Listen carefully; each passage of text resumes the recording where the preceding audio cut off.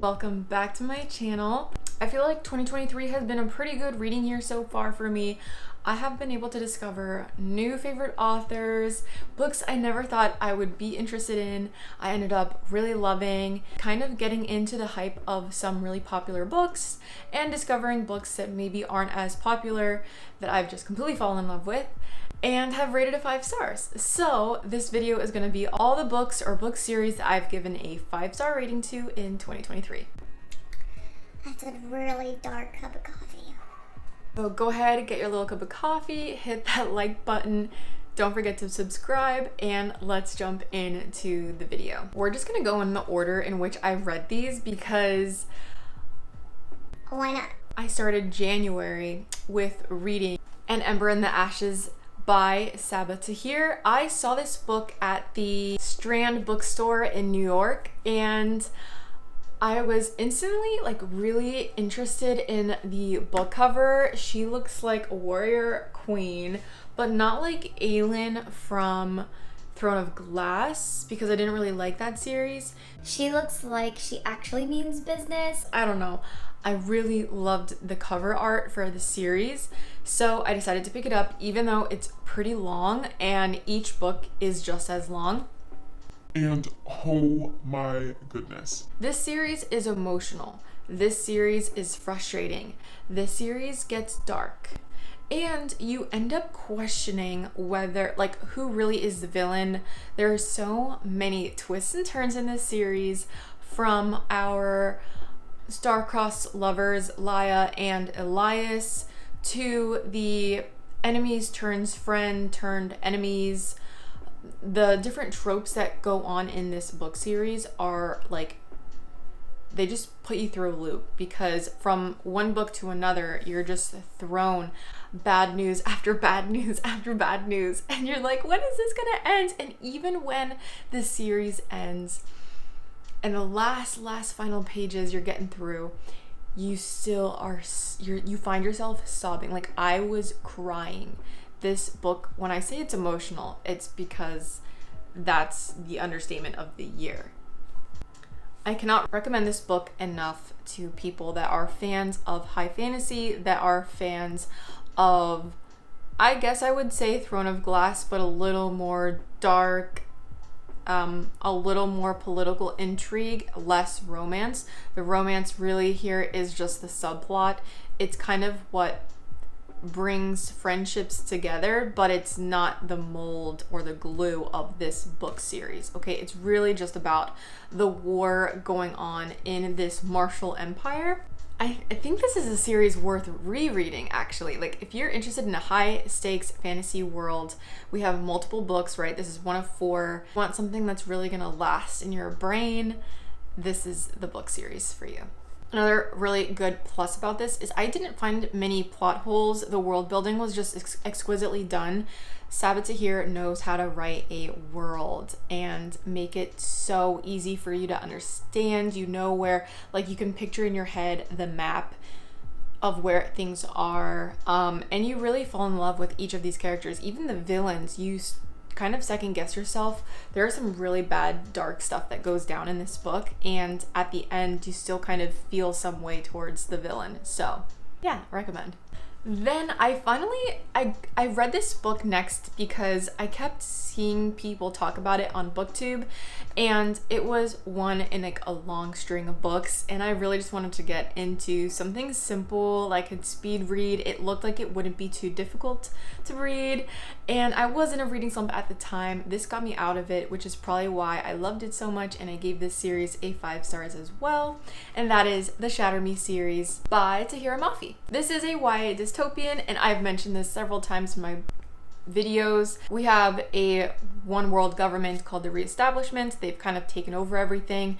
Juliet, our main character, has been in captivity for almost a year, and it's her POV. As the book series progresses, we're gonna get more point of views from different characters. I loved this. I think I liked it more than the Hunger Games because we have a little more of a morally gray character in here that I just I think as an adult, I kind of like gravitate more toward. So yeah, and the world as well was, I think, pretty well done. Whether there was holes or not in the plot line, I feel like it's easy to look past it because The drama.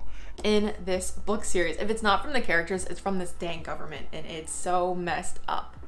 But you just gobble it up, right? Like even though there's 6 books plus novellas, you're gonna speed read through this. It's giving Hunger Games, it's giving X-Men, it's giving Fantastic Four.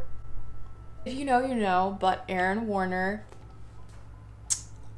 yeah.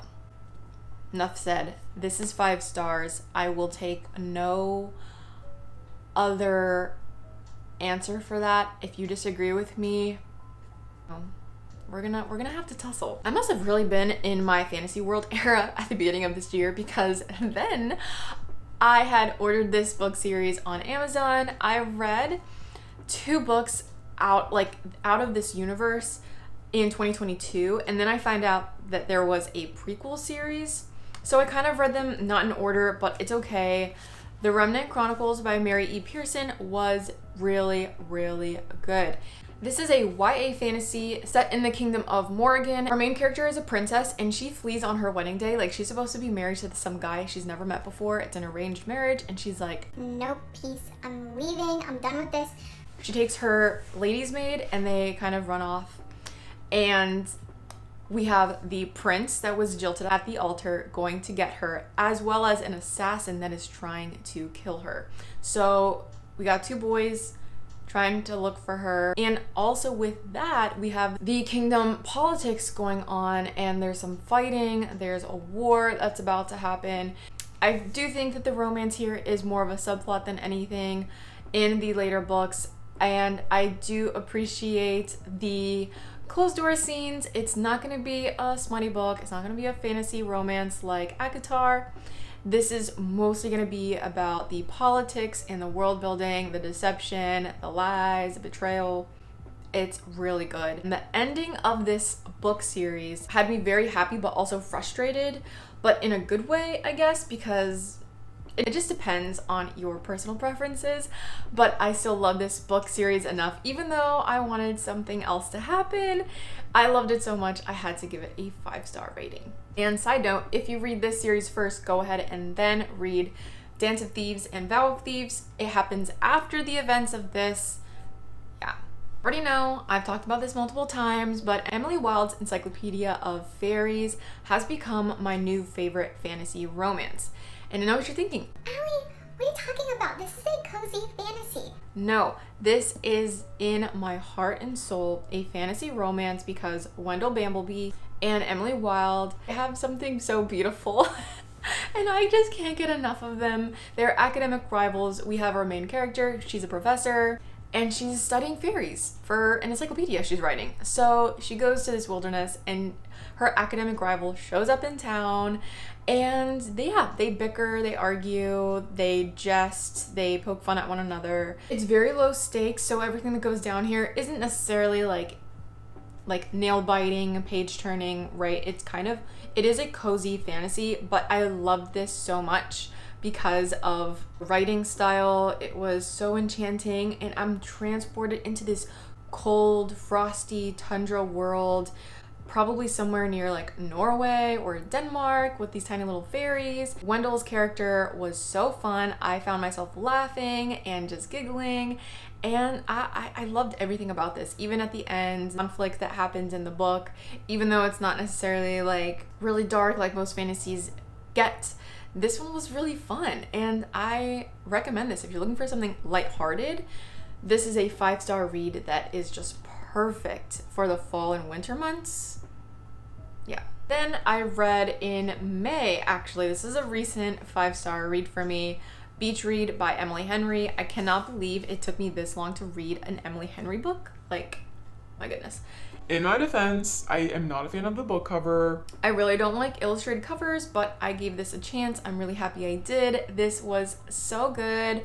The writing was so nice for a contemporary romance. I really appreciated Emily Henry's writing style. The plot, the setting where we have this beachy town in Michigan with two writers and they're kind of enemies to friends to lovers.